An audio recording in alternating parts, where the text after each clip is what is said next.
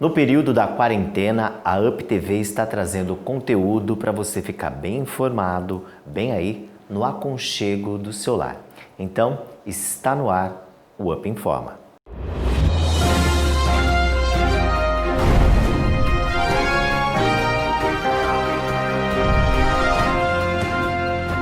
Após quase 9 anos de disputa judicial, Neymar e o médico Herbert Kramer formalizaram um acordo e encerraram o processo. O obstetra moveu ação contra o atacante do PSG e Carol Dantas, exigindo indenização por honorários médicos que não haviam sido pagos. Kramer realizou o parto de Davi Luca, filho de Neymar, e Carol, que nasceu em 24 de agosto de 2011.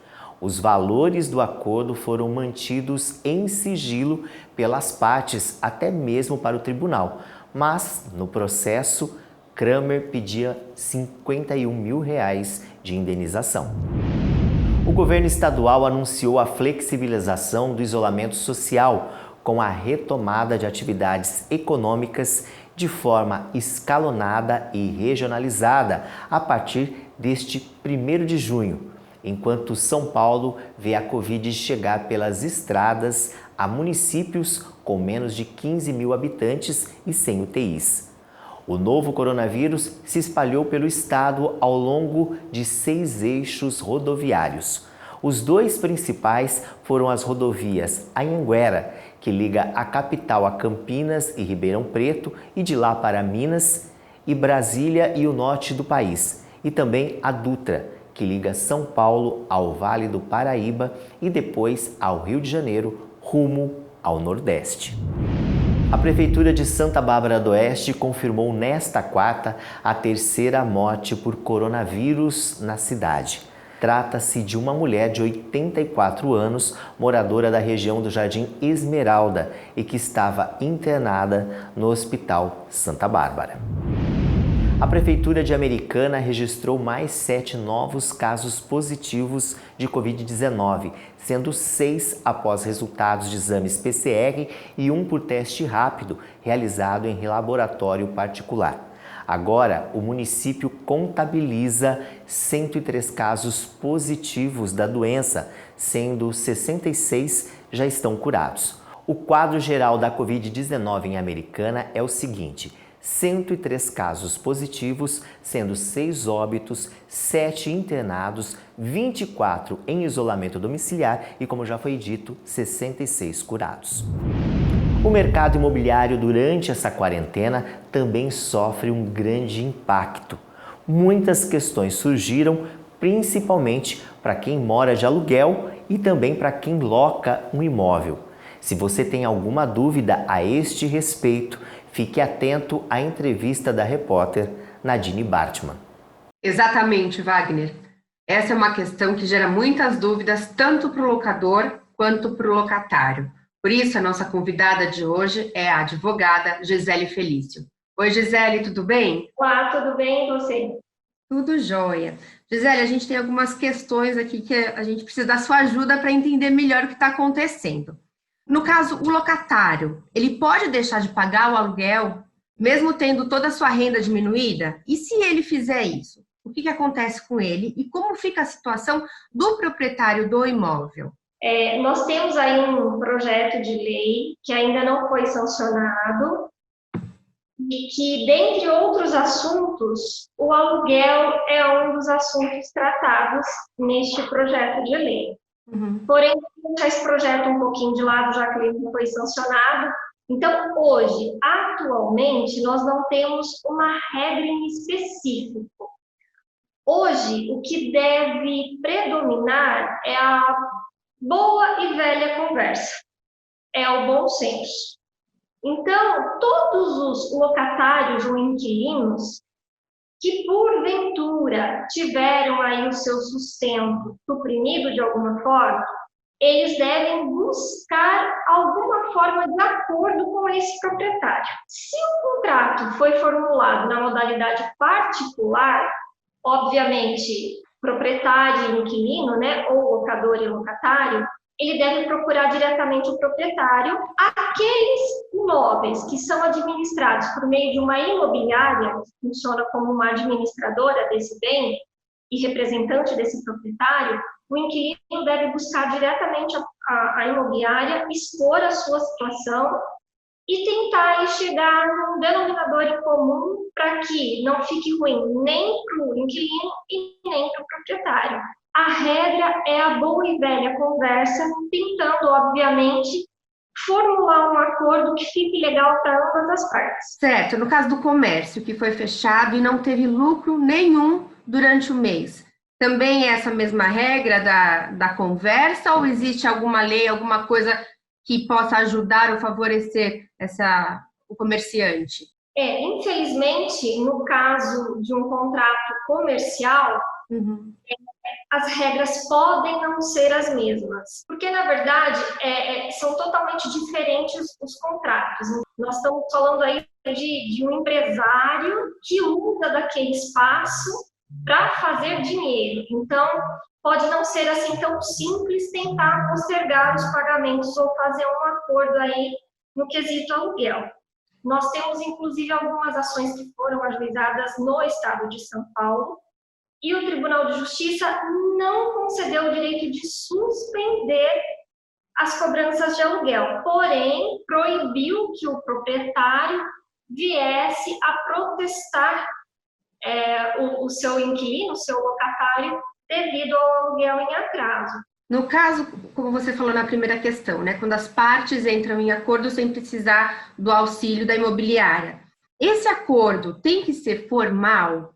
E o que a lei considera formal? De repente, uma conversa, eles estão conversando pelo WhatsApp, essa conversa serve, né, para provar que foi feito um acordo ou não? Como é que funcionaria isso? Teria que procurar a ajuda de um advogado para formalizar um documento? A melhor forma seria que fosse, sim, formalizado algum documento, tá? Então, quando esse aluguel ele é feito por intermédio de uma imobiliária, obviamente que as imobiliárias já possuem estruturas, corpo jurídico, que vão cuidar da elaboração desse documento.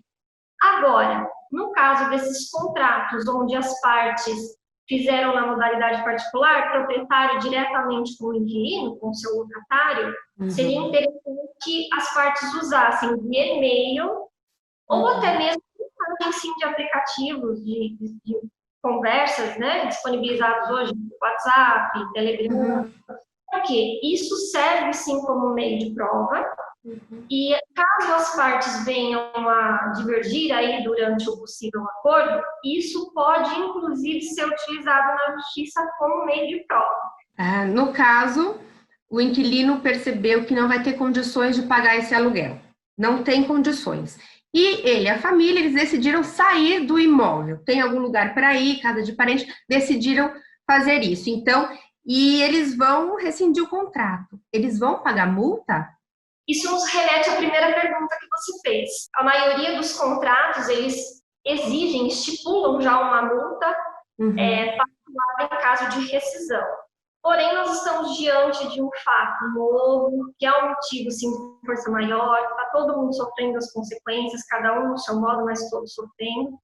Então, aí também deve imperar o bom senso de ambas as partes. Até porque para o proprietário também não é interessante ter seu imóvel desocupado. Tudo bem que ele não vai ter o mesmo rendimento que ele estava habituado, mas ele vai continuar recebendo alguma fonte ali de rendimento. Agora, se o inquilino desocupa o imóvel, por quanto tempo também esse imóvel vai ficar fechado, sem um inquilino, sem uma estimativa de renda novamente para ele? Vamos agora então pensar em um outro caso. O inquilino tentou negociar, não teve jeito, ele não tem condições de pagar, e ele não tem para onde ir, então ele vai continuar lá sem pagar. Ele corre o risco de ser despejado? Bom, aí é onde entra a questão deste projeto de lei, que é o projeto de lei 1179 de 2020. Se sancionado, um dos temas envolve a alocação de imóvel urbano. Então, em caso de sanção, lá ficaria determinada a proibição de concessão de liminares em favor aí de ordens de despejo e desocupação de imóveis. Porém, desde que essas solicitações fossem feitas entre o período da pandemia. As cidades de Americana e região poderão abrir comércios e shoppings com restrições a partir de segunda-feira, 1º de junho. O anúncio da retomada consciente foi realizada pelo governo estadual, que prorrogou a quarentena por mais 15 dias, mas com flexibilização de diversos setores.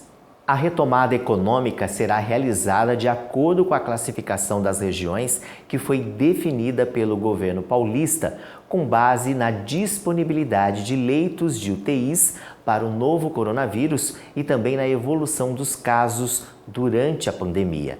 Nesta etapa em que se encontra a nossa região, a região de Campinas, é autorizada a abertura gradual de shopping centers, imobiliárias, concessionárias, escritórios e lojas de ruas. Lembrando que é uma abertura com restrições. Existem outras 3 fases de reabertura no Plano São Paulo. A terceira prevê o funcionamento de restaurantes, bares e similares, além dos salões de beleza. Na 4ª fase, que é a abertura parcial, aí sim será permitido o funcionamento das academias.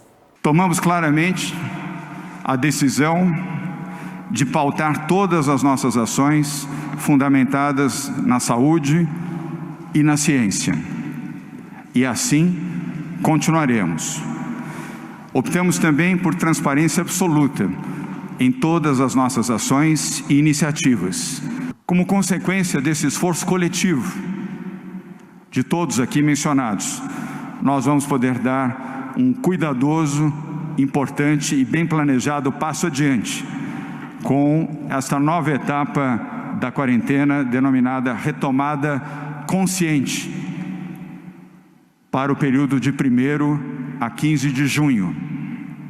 É uma nova fase, uma nova prática que vai permitir, em alguns locais, em algumas áreas, a retomada gradual e segura de atividades.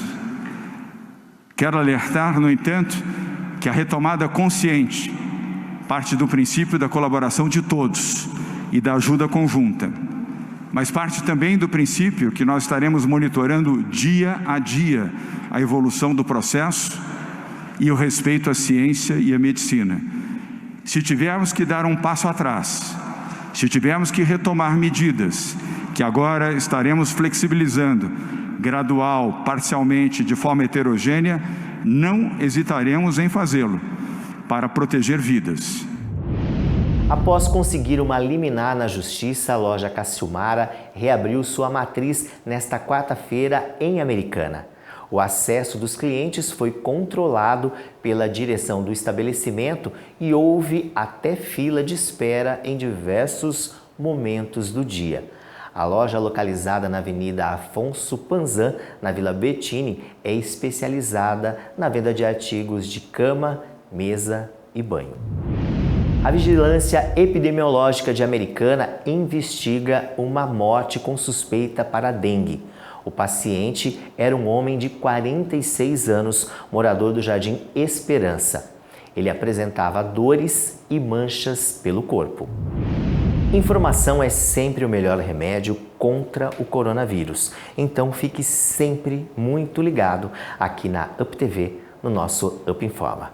Bye, bye.